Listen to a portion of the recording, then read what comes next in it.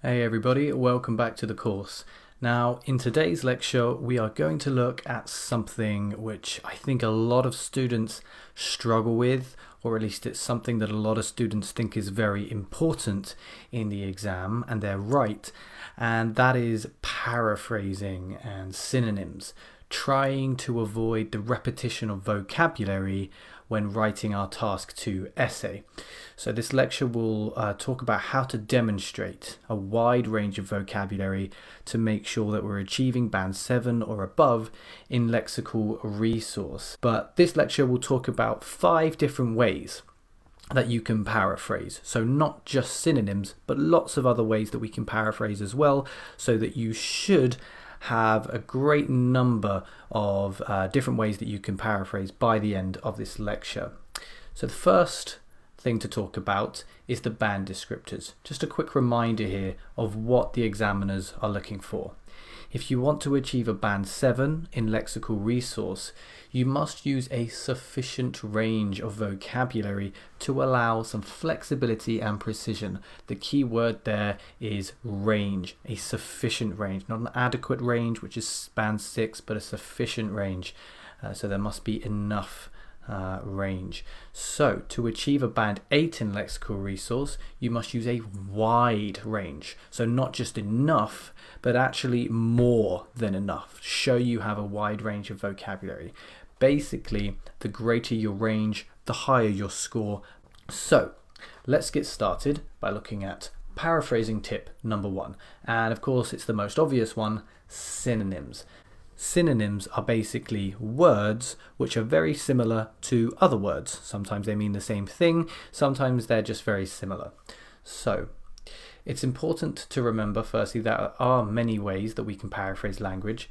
Synonyms are very useful, and this is why a thesaurus can be very helpful when you are practicing.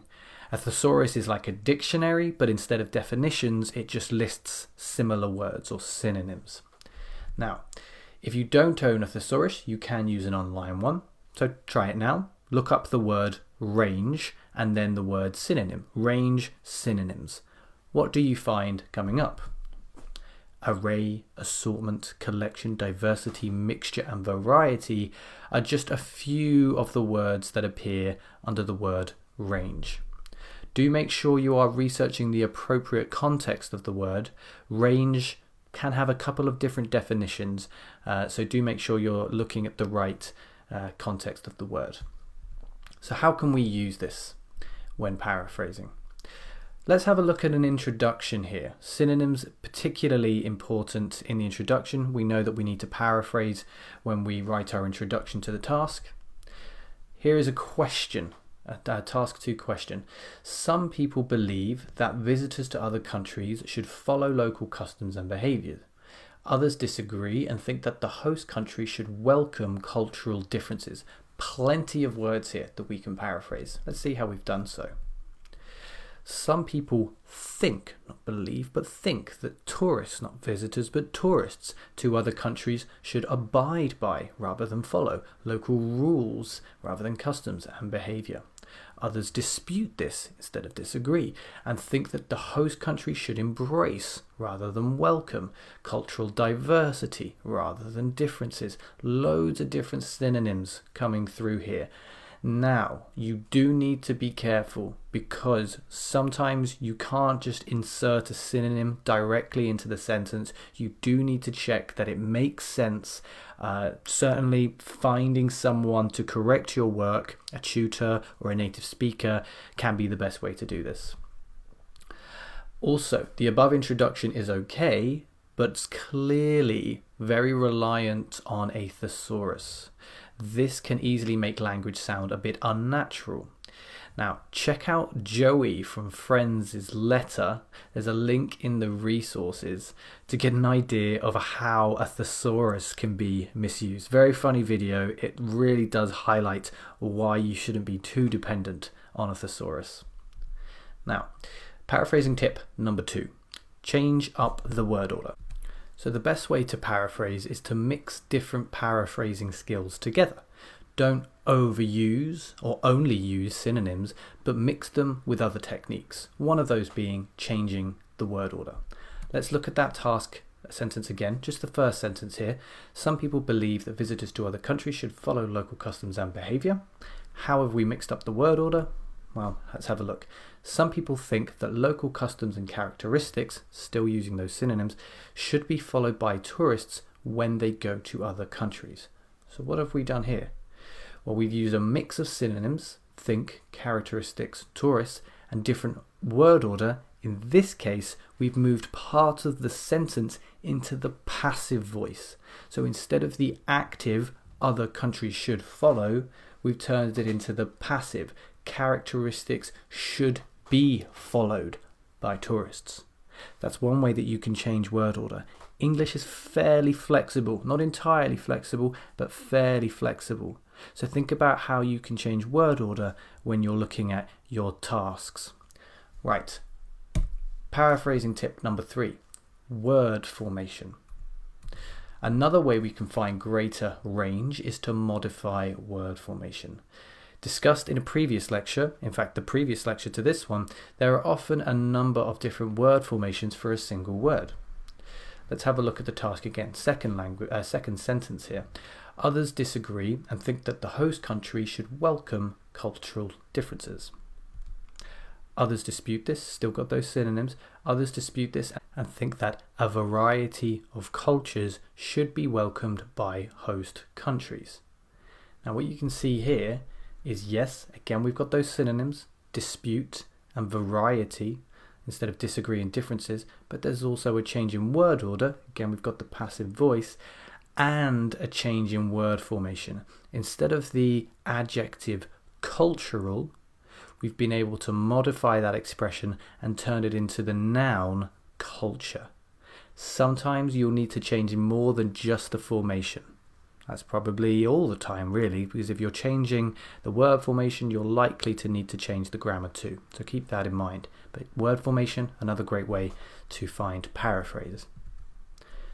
Paraphrasing tip number 4, antonyms. What are antonyms? Well, again, if you can't think of a synonym or you're struggling to change the word order or formation, then you should consider the opposite of the word you're trying to change. The opposite of a word is called an antonym. A similar word is a synonym. The opposite is called an antonym. Let's look at that first sentence again, or second sentence. Others disagree and think that the host country should welcome cultural differences. Others dispute this and think that the host nation should not reject cultural variety. Once again, we have those synonyms, dispute and variety, but we also have an antonym, reject. It's the opposite of welcome, and that is preceded by a negation, not. To welcome is to not reject, in a sense, but remember this is not quite as precise as using a synonym. Not rejecting something is not quite the same as welcoming, but it is again another way that you can find something similar in terms of paraphrase. So that's a fourth way. Let's look at a final way we can find opportunities to paraphrase. Thinking outside the box. Now this is not anything particular, but let's have a look at what I mean. Synonyms, sentence reconstruction, and changes in word formation, as well as antonyms, these are all excellent ways of paraphrasing. Sometimes though, it's just useful to completely change the way an idea is communicated while not changing the meaning. Let's have a look at this. These days, more and more people are going to other countries for significant periods of time, either to find a job or to study. New task here. Let's have a look at how I've paraphrased it. In recent years, the number of people choosing to move abroad, either for work or education, has increased substantially. So much is going on here. There's so much paraphrase, but in essence, more and more has been changed, not with a synonym, but with a change of the way that the idea is communicated has changed to the number of people has increased substantially.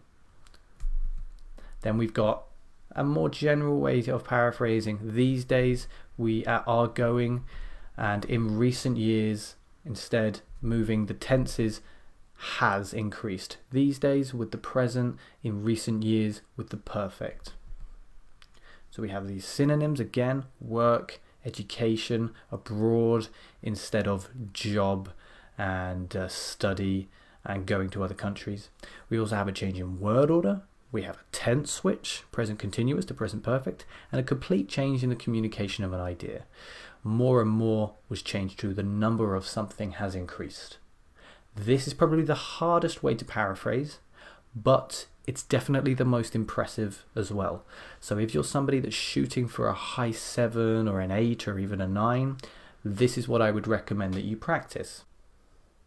Now, having said all of that and talked about the importance of paraphrasing, I think it's important to just scale back a little bit and give a bit of advice on paraphrasing, which might seem a bit contradictory to what we've been discussing. And that is, although paraphrasing is an important part of achieving band 7 or above, it is just one important part. Although it's important, don't overdo it and don't spend too long thinking about it. If you cannot think of a way to paraphrase within 10 to 20 seconds, just use the original wording. Then underline that expression, come back to it later if you have time. It's much more important to finish the essay and have time to check it than to run out of time for the sake of one paraphrased expression. Okay? So also read in English. Paraphrasing is not as easy as simply changing a few words around. As I mentioned earlier, Joey from Friends, you can see a great example of how using synonyms can be very problematic.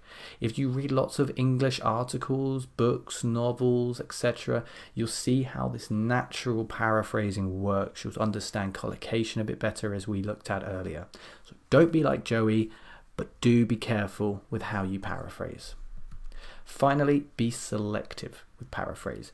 There are only so many ways to say parents, for instance. If you try to paraphrase a word like this too much, it's inevitable that you will lead to unnatural or inaccurate or inappropriate language. For example, guardians may be seen as a synonym of parents, but really it's not. A guardian is not the same as a parent, so be very careful and very selective with how you use paraphrase. So, those are 5 ways that we can find paraphrase: synonyms, word formation, word order, antonyms, and thinking outside the box. I hope that this lecture has given you a good idea and a bit more confidence about how to paraphrase. So I want you to go away and try to practice this skill with sentences that you see out and about in novels, in articles, etc., even in the in your practice, and see how it works for you with these 5 tips. And that brings this section to a close. If you do have any questions about lexical resource, about any of the skills that we've talked about, please feel free to leave them in the comments. And I'll join you in the next section, which will be on grammar. I'll see you there.